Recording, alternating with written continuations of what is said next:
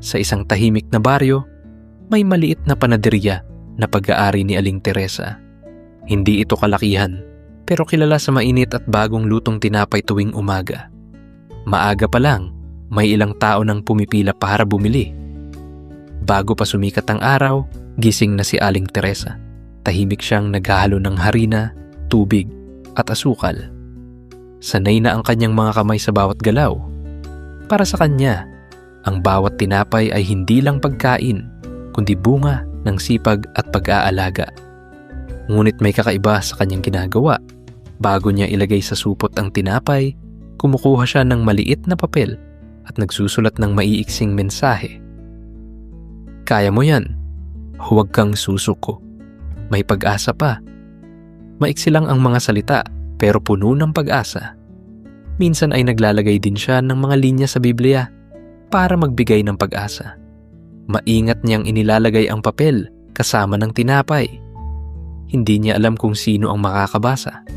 Hindi rin niya alam kung may epekto ba ito. Pero sa puso niya, may isang simpleng paniniwala na baka sa tamang oras may isang taong makakabasa nito at makaramdam ng lakas. At para kay Aling Teresa, sapat na yon. Lumipas ang mga buwan, ngunit hindi nagbago ang gawain ni Aling Teresa. Araw-araw, maaga pa rin siyang gumigising upang maghurno ng tinapay at magsulat ng maiikling mensahe sa maliliit na papel. Paulit-ulit ang kanyang ginagawa. Tahimik, simple at walang nagbabago. Ngunit habang tumatagal may napansin siya. Walang bumabalik para magsabi na nakatulong ang kanyang mga sulat. Walang nagkukwento kung may nabago ba ang mga iyon sa kanilang buhay. Parang ang bawat papel ay nawawala lamang, na parang hangin na dumaan at hindi na muling naramdaman. Isang gabi, mag-isa siyang nakaupo sa mesa. Hawak niya ang ballpen, ngunit hindi siya agad makasulat. Napatingin siya sa mga papel sa harap niya. Nakakatulong kaya ito?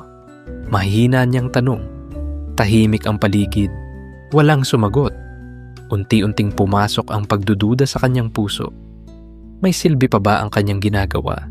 Ngunit kinabukasan, bumangon pa rin siya ng maaga. At tulad ng dati, nagsulat siya muli. Kahit hindi siya sigurado, nagpatuloy pa rin siya. Umaasa na. Kahit hindi niya nakikita, may naaabot pa rin ang kanyang mga salita. Dumating ang panahon na nagbago ang takbo ng panaderya ni Aling Teresa. Hindi na tulad ng dati ang dami ng bumibili. Unti-unting kumunti ang mga taong pumipila tuwing umaga. May mga bagong panaderya na mas malaki at mas mura ang tinda. Kasabay nito, tumaas din ang presyo ng harina at iba pang sangkap. Mas mahirap nang mag-ipon. Mas mabigat na ang bawat araw. Napapansin ni Aling Teresa na halos wala nang natitirang kita. Minsan, sapat lang para sa pang-araw-araw. Minsan, kulang pa. Tahimik ang kanyang kaunting tauhan. Ramdam nila ang pagbabago kahit walang nagsasalita. Isang gabi, nagtipon sila sa loob ng panaderya. Maingat na ipinaliwanag ni Aling Teresa ang sitwasyon. Kung hindi pa bubuti ang sitwasyon, baka kailangan na nilang magsara. Walang umimik. Mabigat ang katahimikan. Ngunit kinabukasan, maaga pa rin siyang nagising. Nagmasa pa rin siya ng tinapay. At tulad ng dati, kumuha pa rin siya ng maliit na papel. Sumulat siya ng mensahe at inilalagay iyon sa supot. Sa gitna ng kanyang problema, nagbigay pa rin siya ng pag-asa. Kahit siya mismo ay unti-unting nawawalan na rin ng lakas. Ilang araw ang lumipas at kumalat ang isang balita sa buong baryo. Maaaring magsara na ang panaderya ni Aling Teresa. Sa una, tahimik lamang ang mga tao. Walang masyadong reaksyon. Parang isa lamang itong karaniwang balita na mabilis ding lilipas. Ngunit habang tumatagal, may mga napaisip. May mga nakaramdam ng lungkot kahit hindi nila agad maipaliwanag kung bakit. May mga tila may naalala. Parang naging parte na ang panaderya ng kanilang buhay. Pati ang munting paraan ni Aling Teresa na pagbibigay ng mga simpleng mensahe sa papel. Unti-unting may mga nagtanong, may mga nag-usap-usap, May mga nagbahagi ng balita sa iba, hanggang sa may ilang tao na kusang kumilos. May mga nag-isip at nagplano ng mga paraan para masuportahan ang panaderya. Hindi ito malaki, hindi ito magarbo, pero ito ay totoo at galing sa puso. Habang nangyayari ang lahat ng ito, hindi pa alam ni Aling Teresa. Abala siya sa kanyang araw-araw na gawain. Patuloy siyang gumagawa ng tinapay at patuloy din siyang naglalagay ng maliliit na papel sa bawat supot. Hindi niya alam na ang mga simpleng salitang iyon ang unti-unting gumagalaw sa puso ng iba. Isa-isa, may mga taong lumapit kay Aling Teresa. Hindi niya ito inaasahan. Sa isang karaniwang umaga, habang abala siya sa pag-aayos ng tinapay, may isang lalaking tumigil sa harap niya. Tahimik siya, tila nag-iipon ng lakas ng loob. Dahan-dahan siyang nagsalita. Ikinuwento niya kung paano siya nawalan ng trabaho at halos sumuko na. Pakiramdam niya, wala ng pag-asa. Pero isang araw, may nabasa siyang maliit na papel mula sa tinapay. Huwag kang susuko. At isang maiksing linya mula sa Biblia. Hindi mahaba ang mensahe pero tumimo ito sa kanya. Hindi nagtagal, may isang babae namang lumapit. May luha sa kanyang mga mata habang nagsasalita. Ikinuwento niya ang sakit na kanyang pinagdaanan. At sa gitna ng kanyang lungkot at pagdarasal, may nabasa siyang mensahe na nagsasabing may bagong simula at may plano ang Diyos sa kanyang buhay. Tila may mainit na yakap siyang nadama sa maiksing mensahe na iyon. Sunod-sunod pa ang mga lumapit. May isang binata na tahimik lang, pero nagsabing nakaramdam siya ng pag-asa sa isang simpleng papel. Habang nakikinig si Aling Teresa, unti-unting nagbabago ang kanyang pakiramdam. Ang mga salitang akala niya'y nawawala lamang, may mga puso palang naabot. Hindi na napigilan ni Aling Teresa ang kanyang luha.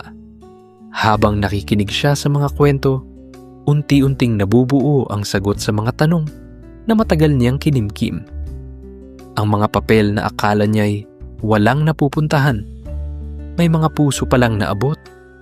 Ang mga salitang akala niya'y simpleng mensahe lamang, naging lakas ng iba sa oras ng kanilang kahinaan. Tahimik siyang nakatayo habang patuloy ang paglapit ng mga tao. Bawat kwento ay parang ilaw na unti-unting nagpapalinaw sa kanyang isip at puso.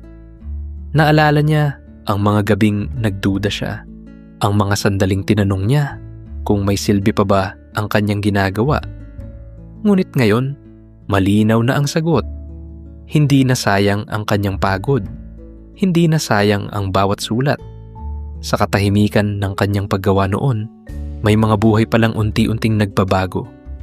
At ngayon, bumabalik sa kanya ang lahat, hindi bilang papel, kundi bilang pasasalamat, bilang mga ngiti, at bilang mga pusong muling nabuhay sa pag-asa.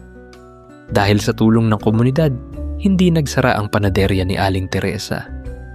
Unti-unti itong bumangon. Muling nagkaroon ng buhay ang maliit na tindahan sa baryo. Mas marami nang bumibili. Mas ramdam na ang suporta ng mga tao.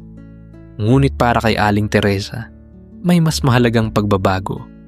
Kinabukasan, maaga pa rin siyang nagising. Tahimik pa rin ang paligid habang naghahanda siya ng tinapay. Tulad ng dati, maingat ang bawat galaw niya. Ngunit ngayon, mas magaan ang kanyang puso. Kumuha siya ng maliit na papel at nagsulat. Maiksi lang ang mensahe, pero puno ng kahulugan. Hindi na siya nagduda. Hindi na niya tinanong kung may epekto pa ba ang kanyang ginagawa. Alam na niya ang sagot. Sa bawat supot ng tinapay na kanyang ibinibigay, may kasama pa ring maliit na papel. Isang simpleng mensahe na maaaring maging liwanag sa araw ng iba. At habang abala ang mga tao sa kanilang buhay, patuloy siyang gumagawa ng kabutihan sa tahimik na paraan. Dahil minsan, ang pinakamaliit na bagay ang siyang pinakamalaking kailangan ng iba. Minsan, ang bagay na ginagawa natin, kahit gaano kasimple o kaliit, ay maaring malaki ang maitulong sa iba. Huwag tayong mapagod gumawa ng mabuti kahit hindi natin agad nakikita ang epekto. Dahil sa tahimik na paraan, May mga pusong naaabot at nababago kahit hindi natin namamalayan. Maraming salamat sa pakikinig. Huwag kalimutang mag-like, share at subscribe.